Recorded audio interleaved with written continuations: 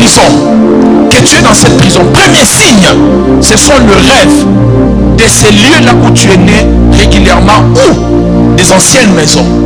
Si ces rêves deviennent récurrents dans ta vie, chaque semaine tu ne fais qu'un rêve d'un lieu où tu as grandi, ou d'un lieu tu as vécu avant mais que tu n'habites pas là-bas, Dieu est en train de t'envoyer des signaux que ton âme est dans le passé.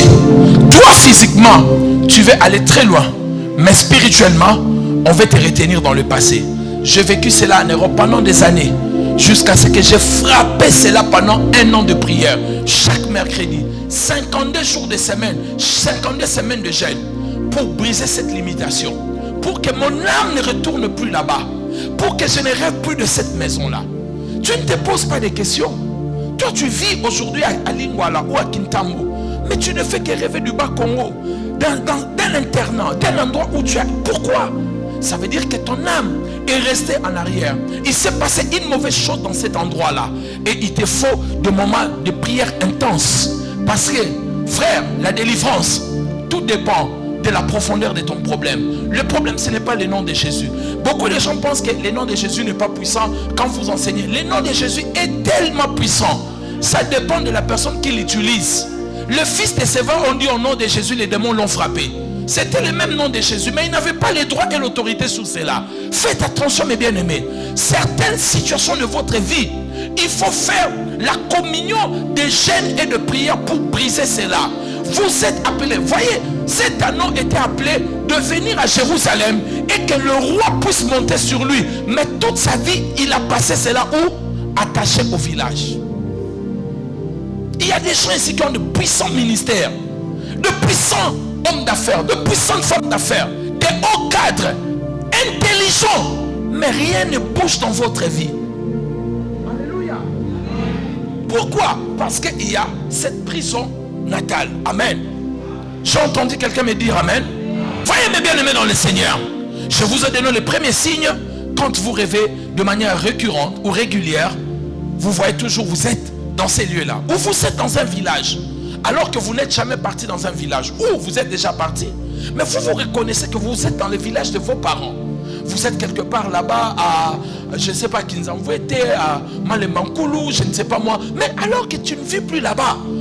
En fait, le rêve ne vient pas par hasard. Lorsque vous rêvez, c'est un message, selon le livre de Job. Le message, le rêve a plusieurs causes, c'est pour cela que nous rêvons. Dieu nous montre qu'il y a un ça ne va pas, il y a un problème, il y a quelque chose qui est devenu une pierre d'achoppement pour ton progrès. Et il faut retourner là-bas dans la prière. Moi, ce que je fais, demandez aux gens qui me connaissent. Je suis allé à Mayenge à 44, le jour où je suis revenu de l'Europe. J'ai pointé la parcelle. Spirituellement. Je suis allé physiquement. J'ai parlé à la parcelle. Moi, parcelle, toi. D'ailleurs, on était des locataires. Je ne vais même plus. Je ne veux rien. Ça m'a lâché. Est-ce que je parle à quelqu'un? Est-ce qu'il y a quelqu'un en train de m'écouter ici? Deuxièmement, nous avons donné le premier signe, n'est-ce pas? Le premier signe, n'est-ce pas? Est-ce qu'on peut avancer? Voyez? Deuxième signe, si vous rêvez des ancêtres qui sont morts, ils ne sont plus, ou les ancêtres qui sont au village, vous les voyez souvent dans vos rêves, ils vous appellent, vous parlez avec eux, vous êtes avec eux. Faites très attention. Ça veut dire que tu passes beaucoup de temps, ton esprit, ton âme passe beaucoup de temps là-bas avec les ancêtres. Prie, mon ami. Je sais ce que je te dis, ça semble être utopique. Mais si tu prends cela comme de la blague, on vous là, vous les commis combien? Peut-être les costumes, ça hein, moi, comme tu décapes la peau, comme moi choco, vous les oléka. Mais regarde bien la vie, tu comprendras que le monsieur là est en train de nous dire des choses sérieuses. Regarde ta vie. Tu es un garçon intelligent, tu es une fille intelligente. Mais les gens progressent alors que toi tu es plus compétent, tu ne progresses pas. Mais tu fais ce genre de rêve. Il faut prier sérieusement. Amen. Voir les ancêtres qui sont décédés, voir les ancêtres qui sont au village, faites attention. Troisièmement, si vous rêvez que vous faites des travaux, des rudes travaux au village ou dans une ancienne maison où vous avez habité, faites très attention, mon ami. Je parlais avec une de mes filles de l'église qui me raconte une histoire elle a grandi chez son oncle. Et c'est cet oncle-là, il était un grand féticheur, un grand occultiste qui a payé ses études. Et ils étaient emprisonnés dans la maison où elles habitaient chez cet oncle-là. Et elles ont essayé par tous les moyens pour escalader les murs. Et elles ne sortaient pas. Elle avec sa soeur ou avec la fille de ces messieurs. Et il y a un problème qui tourmente la vie de ma fille là. Elle a toutes les compétences pour avoir la chose, mais elle n'arrive pas à la voir. Ça veut dire que c'est une prison de la famille. La prison là où de la famille, on l'a retenue pour qu'elle ne sorte pas.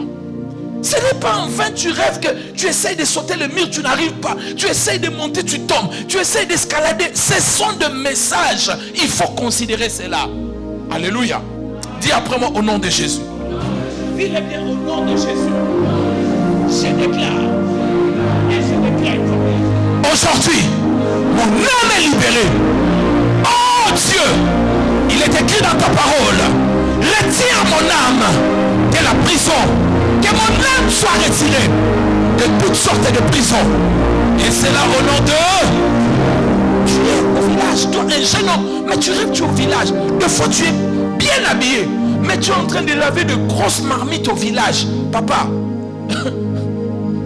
Dieu te dit ce qu'on est en train de te faire dans le monde spirituel.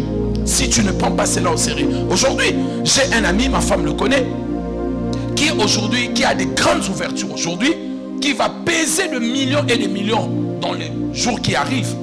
Mais on a prié avec cet homme. Les mêmes personnes qui lui ont donné les percées, la percée aujourd'hui, ce sont les mêmes personnes qui ne voulaient pas le voir il y a quelques années. Mais nous sommes entrés en prière au mois de décembre de l'année passée. Pendant 3 jours. Lui-même, il a fait encore 3 jours à sec. Et tu sais ce qu'il me dit? Il me dit, prophète, on m'a enlevé la couverture. Maintenant, je suis devenu visible. Donc, je ne vais pas vous donner les détails. Quelqu'un me dit amen bien. Tout cela. Mais quand vous écoutez ce monsieur très intelligent, il a étudié en Belgique, intelligent, pertinent quand il te parle, un bon monsieur, mais sa vie tournait en rond. Mais aujourd'hui, tout est ouvert dans sa vie. Et là même, on était dans une affaire. Il m'a dit, prophète, j'entre encore en prière. Il a compris la puissance. Depuis vendredi, il s'est enfermé. Il sortira que lundi. Il est en train de gêner et prier. Il écoute à ça dans moi loco. Yoso bundanan, samela. Batobuka tobuka nzambe webika. Tata nzambe yomoko moni. Yomoko moni. Ogolia manzaka. Yote na zone bla mutazole kakuna. Amen. Quelqu'un m'a donné amen bien. Alléluia. La prière est une puissance, mon ami. Quand tu sens des barrières, tu vois ce genre de rêve, laisse-toi dans la prière et dans le jeûne. Le problème, c'est que nous sommes paresseux. C'est pour cela qu'on n'aime pas le combat spirituel. Tout est grâce. Tu ne veux pas prier. La nuit, tu ne veux pas prier. Tout est grâce. Le sang de Jésus me couvre. Et quand tu étouffes un peu, là tu dis, non, il faut prier. Il faut combattre, mon ami. Quelqu'un m'a dit amen bien. Quatrièmement, pour aller, faites attention, mes bien-aimés. Si vous avez l'habitude de faire des consultations au village, vous vous connectez avec le village. Vous avez un problème, il faut appeler toujours les ancêtres qui sont au village. Il faut que tu appelles l'homme. Envoie-moi la chose. En tout cas, ici, ça ne va pas ces derniers temps. Tu entres en prison du village ou du lieu où tu es né. Quelqu'un m'a donné son amen. Alléluia. Frères et sœurs, que personne ne vous trompe. Les prisons de la famille existent. Abraham, Dieu a dit à Abraham, avant que je te bénisse, quitte d'abord ta famille. Genèse 12, verset 1 à 3. Quitte ta famille. Parce que la maison familiale d'Abraham, dans Josué 24, la Bible dit, le père d'Abraham était un fabricant d'idoles. Il faisait des idoles. Il était un idolâtre. Dieu a dit à Abraham, je ne peux pas te bénir dans cet endroit. La bénédiction de certaines personnes, c'est les jours où tu quitteras la maison de la famille. Les jours où tu donneras les dons à cela. Tu seras étonné de voir comment les choses... Mais maintenant, Satan va te montrer que tu ne peux pas parce que tu n'as pas de moyens. Moi, j'ai quitté la maison familiale. Quand j'ai observé les gens qui étaient autour de moi, j'ai dit, ah waouh, je voyais personne qui faisait sortir la tête. J'ai dit, je vais vivre à l'église. On avait une parcelle. J'ai dormi à l'église. J'ai lavé chez un ami. Et je mangeais chez ces amis-là. Je venais seulement rendre visite à quelques personnes dans la famille. Je suis parti. J'ai dormi sur un banc. Ça n'a pas pris quelques mois. On m'a appelé pour partir en Europe. Alors que j'avais des frères qui étaient avant moi, qui devaient partir. Mais il régnait cette fête en Europe. On a dit non, c'est lui le cadet. Il faut que lui vienne avant. Les billets étaient pour une autre personne. C'était programmé pour une autre personne. Mais moi, j'ai cherché Dieu. Je suis sorti de là. C'est comme les enfants de Jacob. Regardez, tous les enfants de Jacob ont vécu avec Jacob. Dans la maison familiale, sauf Joseph qui était sorti, qui est devenu grand. À part Judas qui est parti à un moment. Il y a des endroits où il faut partir, mon ami. Bats-toi. Même si tu vas dormir sur un matelas, même par terre. Mais sors de cet endroit-là. Parce que ça retient de vie. Il faut regarder les gens qui ont vécu dans cet endroit. Qu'est-ce qu'ils ont accompli dans la vie? Il faut regarder. Quelqu'un m'a donné son amen. Vous ne savez pas comment les gens ont acquis leur bien. Peut-être ils ont versé le sang. Peut-être les gens ont parlé. Et quand vous vivez dans cet endroit-là, vous entrez dans une prison. Dis au nom de Jésus. Je sors. Et mon homme sort de toutes sortes de prisons. Et c'est là au nom de... Je peux entendre, c'est là au nom de...